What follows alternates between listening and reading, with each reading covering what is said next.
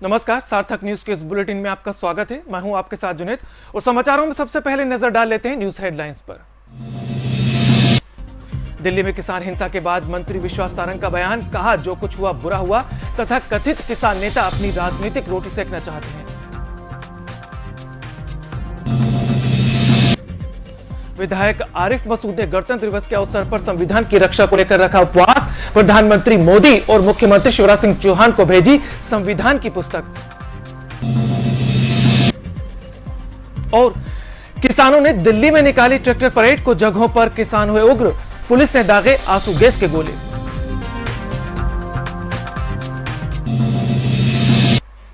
और अब सभी समाचारों को देख लेते हैं विस्तार के साथ। देश भर में किसानों ने 26 जनवरी पर ट्रैक्टर रैलियां निकाली।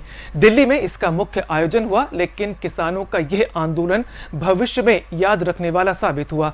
दिल्ली में किसानों ने पुलिस से शांतिपूर्ण आंदोलन की इजाजत मांगी थी, जिसे पुलिस ने मंजूर कर लिया था, लेकिन जैसा अंदेशा था वही हुआ। किसान आंदोलन की आड़ में कुछ असामाजिक तत्वों ने वह किया जो एक अन्नदाता सोच भी नहीं सकता। दिल्ली की सड़कों पर हुए तांडव ने जय जवान जय किसान की जगह नए नारे को बुलंद किया। आमने सामने हुए जवान और किसान, एक किसान की मौत हो गई तो वहीं 86 पुलिसकर्मी घायल हो गए। कथित किसानों ने लाल किले पर चढ़कर किसान संघ का झंडा फहरा दिया। वहीं किसान नेताओं ने दिल्ली में हुई हिंसा से अपना पल्ला झाड़ लिया और सारा ठीकरा राजनीतिक दलों पर फोड़ा। इस उपद्रव के बाद केंद्रीय गृह मंत्री अमित शाह ने आपात बैठक बुलाई और देर रात दिल्ली में पैरा मिलिट्री फोर्स की तैनाती कर दी गई, जिसके बाद लाल किले को रात तक खाली करा लिया गया। मामले में अब तक 12 केस दर्ज किए जा चुके हैं। भोपाल से मध्य विधानसभा क्षेत्र के विधायक आरिफ मसूद ने गणतंत्र दिवस के अवसर पर संविधान की रक्षा को लेकर 1 दिवसीय उपवास रखा। विधायक ने प्रधानमंत्री नरेंद्र मोदी और मुख्यमंत्री शिवराज सिंह चौहान को संविधान की पुस्तक भेजकर मांग की है कि संविधान की रक्षा की जाए। इस मौके पर बड़ी संख्या में कांग्रेस जन उपवास में मौजूद रहे।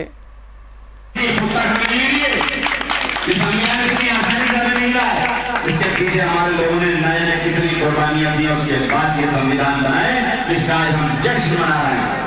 और इस संविधान को आज के दिन लागू हुआ था, तो हम इस कसम के साथ यहाँ से उठेंगे कि जो बाबा साहब ने संविधान दिया था, इस संविधान को तहस नहस नहीं होने देंगे, इस संविधान की रक्षा करेंगे और हर हाल में इस देश की खुशहाली और इंसाफ की नदियां बहाएंगे।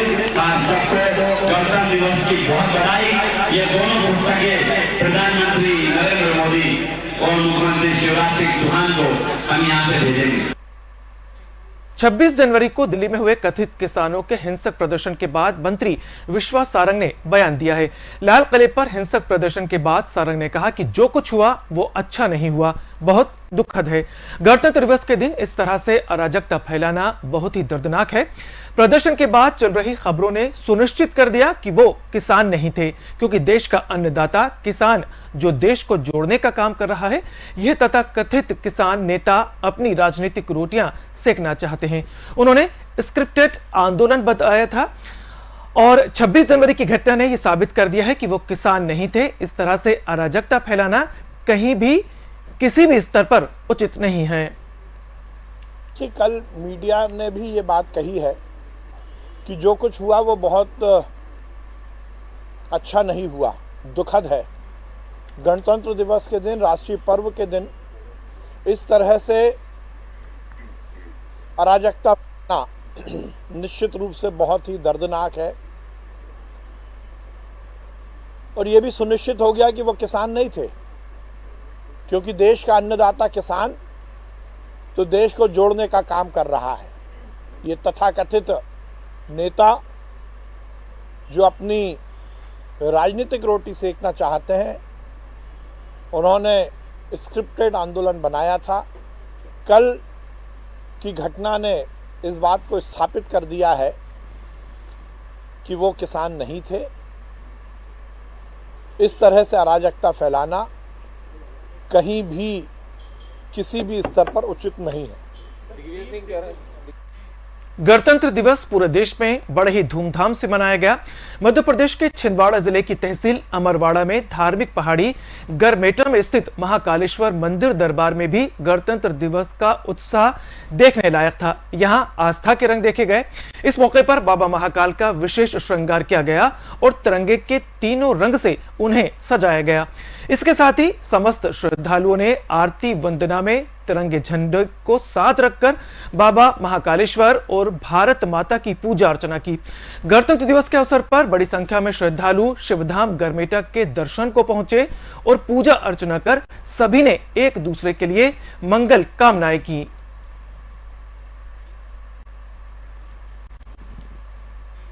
रामनगरी अयोध्या में भी गणतंत्र दिवस बड़ी धूमधाम से मनाया गया। गणतंत्र दिवस के अवसर पर पुलिस लाइन में प्रभारी मंत्री डॉक्टर नीलकंठ तिवारी ने परेड की सलामी ली। इस दौरान प्रशंसनीय कार्य के लिए निरीक्षक, उप निरीक्षक व आरक्षियों को सम्मानित किया गया। इस मौके पर अतिथियों ने कहा कि पीएम मोदी और सीएम योगी जो संकल्प लेकर कार्य कर रहे हैं, उसी तरह से देशवासी भी उस संकल्प में खुद को जोड़कर कार्य करें और भारत को आत्मनिर्भर बनाने में सहयोग करें।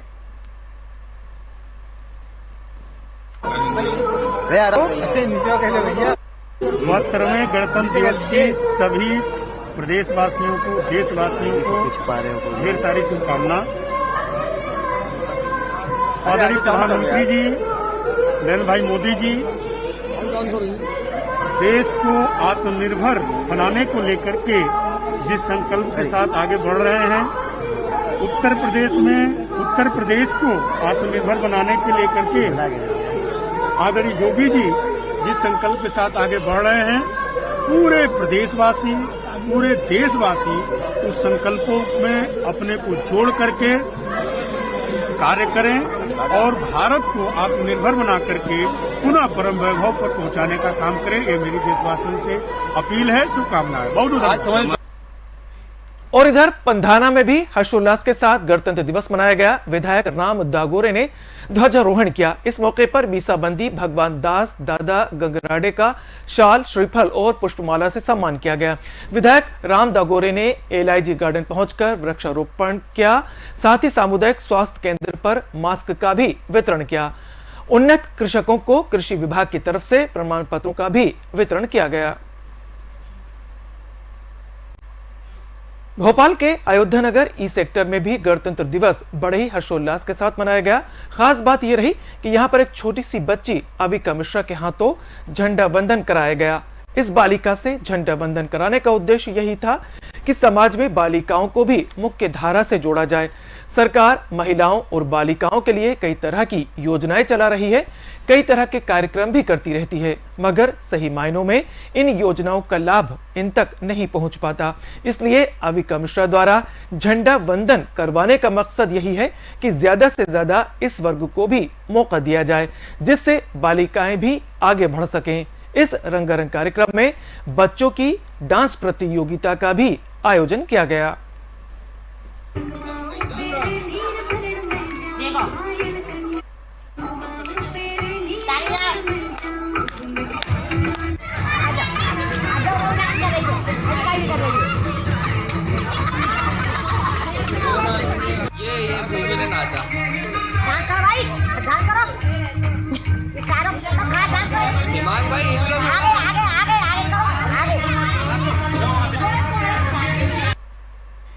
बहत्तरवें गणतंत्र दिवस के एक दिन पहले नागदा रेलवे स्टेशन पर कुछ देश विरोधी लोगों ने पाकिस्तान जिंदाबाद और कश्मीर हम लेके रहेंगे के जमकर नारे लगाए। जब इसकी सूचना रेलवे पुलिस को लगी तो पुलिस मौके पर पहुंची। पुलिस को देख लोग भागने की कोशिश करने लगे, जिसमें से कुछ लोग भागने में सफल भी हो गए, लेकिन मौके पर 4 लोगों को पुलिस ने गिरफ्तार कर लिया। प्रारंभिक पूछताछ में सभी 4 आरोपी शाजापुर के बताए जा रहे हैं। इस खबर की जानकारी हिंदू नेता भैरूलाल टांक को लगी तो वे नागदा रेलवे स्टेशन पर पहुंचे। इन्होंने नारे कितनी देर तक लगाए? 1-2 बार लगाया, लगातार लगा रहे? 3 बार नारे लगाए। मतलब जब ट्रेन उज्जैन चली थी, बाहर हुई थी, तब भी लगाए और नागदा पहुँचते 2-3 बार इन्होंने नारे लगाए थे। नाराए तकबीर, अल्लाह और इस प्रकार से जो है। क्या इनके साथ महिलाएं वगैरह भी थी? हाँ, 6 महिलाएं थी जो भोजन कर रही थी उधर बैठ करके। एक दूसरे के सामने बैठी थी 6-7 महिलाएं। बाकी पूरे ये 20 से 25 साल के युवा कार्यकर्ता थे इनके, और इस प्रकार की हरकत कर रहे थे। काफ़ी समय तक नहीं आने के बाद में भी हमने जब घटनाक्रम की सूचना दी तो यहाँ पे काफ़ी कम संख्या में पुलिस फोर्स था, जिसके कारण 4 लोग पकड़ में आए हैं और बाकी लोग भागने में सफल हो गए। तो ये उसका कारण यही रहा कि पुलिस में 2 जवान यहाँ से गए थे। तो इसी स्थिति में नागदा बहुत ही संवेदनशील क्षेत्र माना जाता है। और फिलहाल इस बुलेटिन में मेरे साथ इतना ही। इजाजत दीजिए, नमस्कार।